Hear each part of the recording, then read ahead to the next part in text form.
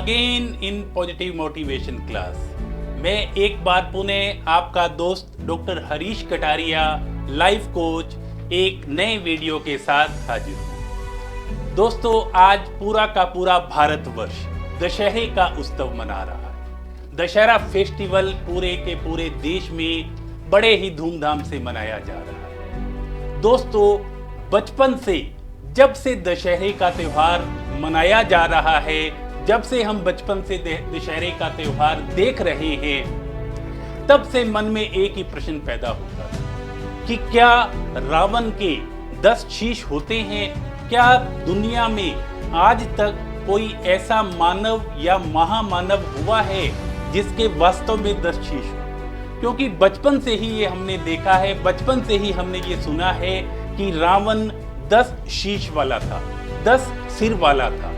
तो दोस्तों, जब इसके बारे में तर्क संगत तरीके से सोचा गया तो इसका जवाब ना में आया कि वास्तव में आज तक इस दुनिया में कोई भी व्यक्ति 10 सिर वाला नहीं हुआ। तो मन में प्रश्न पैदा हुआ, फिर क्यों हर बार दशहरा हम मनाते हैं और रावण के 10 शीश दिखाए जाते हैं, और जब हर बार दशहरा देखने जाते हैं तो रावण का जो साइज है वो भी पिछली बार से थोड़ा सा बड़ा हुआ होता है। तो दोस्तों, जब इसके बारे में सोचा गया, विचार किया गया, तो ऐसा प्रतीत हुआ कि जो ये 10 शीश है, 10 सिर है, ये कोई 10 सिंबॉलिक है, 10 प्रतीक है। और जो ये प्रतीक है, ये प्रतीक उन बुराइयों के हैं जिन्हें आज के दिन हमें दहन करना है, जिनका आज के दिन हमें त्याग करना है। और ये जो बुराइयां हैं, काम, क्रोध, लोभ, मोह, अहंकार, काम, क्रोध, लोभ, मोह, अहंकार। दोस्तों, 5 बुराइयां तो ये, और 5 बुराइयां जो अन्य हमारे जीवन से जुड़ी हुई हैं: ईर्ष्या, द्वेष, छल, हठ, आलस्य। ईर्ष्या, द्वेष, छल, हठ और आलस्य। दोस्तों, ये जो रावण का दहन किया जाता है, जो दशहरे का दहन किया जाता है, वो एक्चुअल में वास्तव में हमें इन 10 बुराइयों का दहन करना है, हमें इन 10 बुराइयों को छोड़ना है, त्याग करना है। क्योंकि दशहरे का मतलब है दशहरा, कि इन 10 बुराइयों का हमने क्या कर लिया है? अंत कर लिया है। विजयदशमी का तात्पर्य होता है कि हमारी जो 10 बुराइयां हैं उन पे हमने विजय प्राप्त कर लिया, और विजय जब हम प्राप्त कर लेते हैं तभी दोस्तों हम सच्चे अर्थों में दशहरा मनाने के लायक होते हैं। लेकिन दोस्तों, हम तो हर वर्ष दशहरा मना रहे हैं। तो वर्तमान में जो सबसे बड़ी बुराई हमारे सामने, हमारे समाज में जो विद्यमान हो रही है, वो है दोस्तों क्रोध, गुस्सा। आज वर्तमान में हम देखते हैं, चाहे कोई छोटी बात हो, चाहे कोई बड़ी बात हो, अगर सामने वाला हमारी कोई बात नहीं मानता, अगर हमारे अनुरूप काम नहीं करता, तो हमें तुरंत क्या आने लग जाता है? गुस्सा आने लग जाता है। हम उस पर उत्तेजित होने लगते हैं, और हमें ये लगता है कि जब हम गुस्सा करेंगे, क्रोध करेंगे, तब हमारा कार्य आसानी से हो जाए। लेकिन दोस्तों, चाहे कोई बात छोटी हो, चाहे कोई बात बड़ी, गुस्से से, क्रोध से कभी भी किसी भी समस्या का समाधान नहीं होता।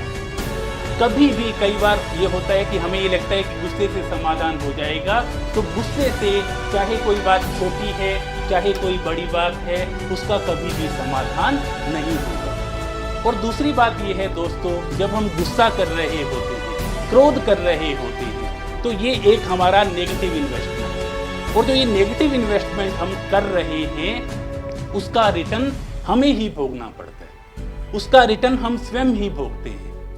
इसीलिए किसी लेखक ने कहा है, गुस्सा करके, क्रोध करके हम दूसरे की गलती की सजा स्वयं को देते हैं। गुस्सा करके, क्रोध करके हम दूसरे की गलती की सजा स्वयं को देते हैं। गलती उसकी थी, लेकिन हमने गुस्सा अनावश्यक रूप से किया, अनायासी। कई बार हमको ये लगता है कि गुस्सा आ गया, लेकिन दोस्तों, उसका सबसे ज्यादा नुकसान हमें स्वयं को होता है। इसीलिए कहा जाता है गलती सामने वाले की है, गलती उसने की है, सजा हम भुगतते रहते हैं। जब हमें क्रोध आता है तब हम परेशान हो जाते हैं। क्रोध के थोड़े टाइम के पश्चात हमें अपने गुस्से को लेके, क्रोध को लेके पश्चाताप होता है, फिर हमारा मन परेशान होता है, और जब हमारा मन परेशान होता है फिर हम टेंशन में आ जाते हैं, चाहे हम घर पे हैं चाहे अपने वर्क प्लेस पे, और हम अपना काम प्रॉपर तरीके से नहीं कर पाते।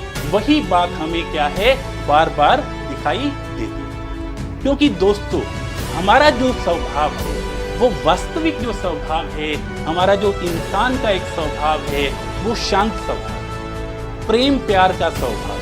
ईश्वर ने जब हमें बनाया था तो उसने हमारे बीच में स्वाभाविक जो गुण डाले थे उसमें है शांति, प्रेम, प्यार।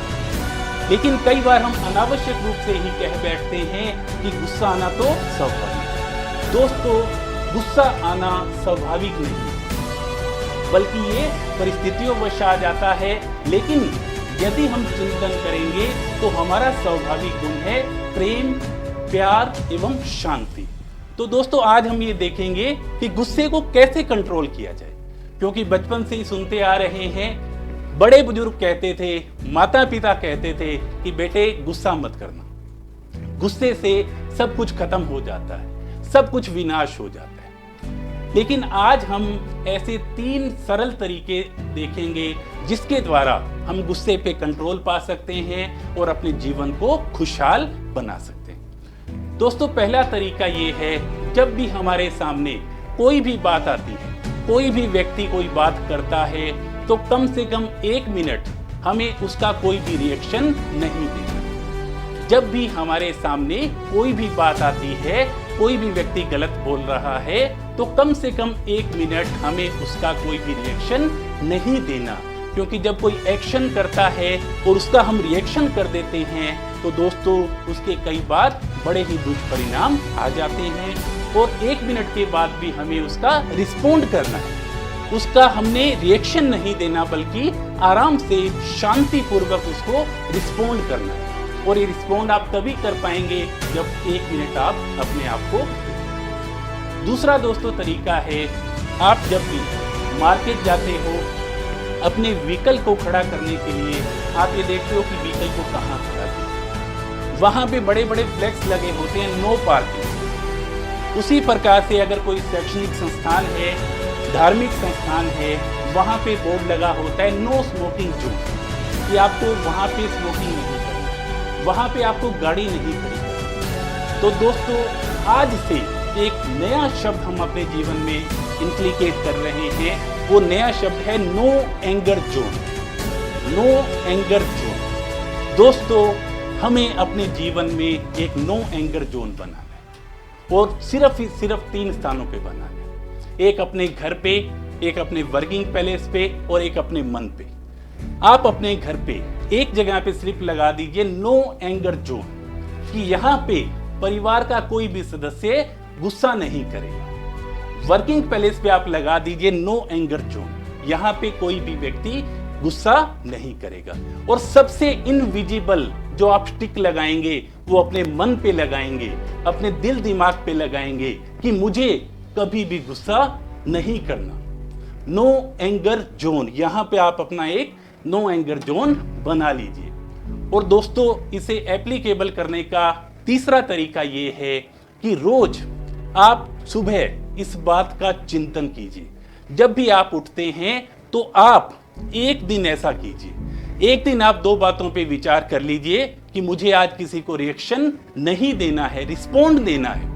और दूसरा, मैं नो एंगर जोन में हूं, मेरा घर भी नो एंगर जोन में है, मेरा वर्किंग प्लेस भी नो एंगर जोन में है। दोस्तों जब आप एक दिन ऐसा करेंगे तो आपको अच्छा लगेगा। और यदि आप कोई भी कार्य एक दिन कर सकते हो तो वो कार्य आप 1 सप्ताह तक भी कर सकते हो। और मेरा ये दावा है आपसे, यदि ऐसा आप 15 दिन कर लेते हैं तो 15 दिन के अंदर अंदर ये आपकी हैबिट बन जाएगी। केवल 3 ही चीजें करनी है, आपको रिएक्शन नहीं करना, नो एंगर जोन में रहना है, और सुबह उठ के थोड़ा सा इसके बारे में विचार करना है। यदि इन 3 चीजों को आप अपने जीवन में उतार लेते हैं तो दोस्तों, मेरा ये दावा है आपसे, ये वादा है आपसे कि जो क्रोध नामक शत्रु जो आज पूरे के पूरे विश्व पे हावी है, छोटे बच्चे से लेके बड़े लोगों तक सभी पे ये हावी हो रहा है, और हम ये भी कह देते हैं कि ये स्वाभाविक है। अगर आप केवल 15 दिन ऐसा कर लेते हैं, इन 3 उपायों को अपना लेते हैं, बहुत ही सरल उपाय हैं, तो क्रोध नामक शत्रु जो आपके जीवन में बैठा हुआ है, आपके परिवार का नुकसान कर रहा है, हमारे समाज का नुकसान कर रहा है, हमारे राष्ट्र का नुकसान कर रहा है, ये क्रोध नामक शत्रु हमारे जीवन से हमेशा हमेशा के लिए बाहर हो जाएगा। और यदि आज दशहरे के दिन आप केवल इस क्रोध नामक शत्रु का अंत कर देते हैं, दशहरे की अग्नि में उसे जला देते हैं, तो जीवन में आपका जो जीवन है, आपका जो परिवार है, उस परिवार में एक अजीब सी खुशहाली आएगी, और ऐसी खुशहाली आएगी जिसका आप अनुमान नहीं लगा सकते। आपका परिवार, आपका समाज और पूरा का पूरा जो हमारा राष्ट्र है, वो पॉजिटिविटी के वातावरण में जिएगा। और दोस्तों, आज हमें सबसे ज्यादा जो आवश्यकता है वो इस पॉजिटिविटी की आवश्यकता है, इस सकारात्मकता की आवश्यकता है, और केवल 3 बिंदुओं को अपनाकर हम अपने जीवन को खुशहाल बना सकते हैं। इन्हीं शुभकामनाओं के साथ थैंक यू सो मच।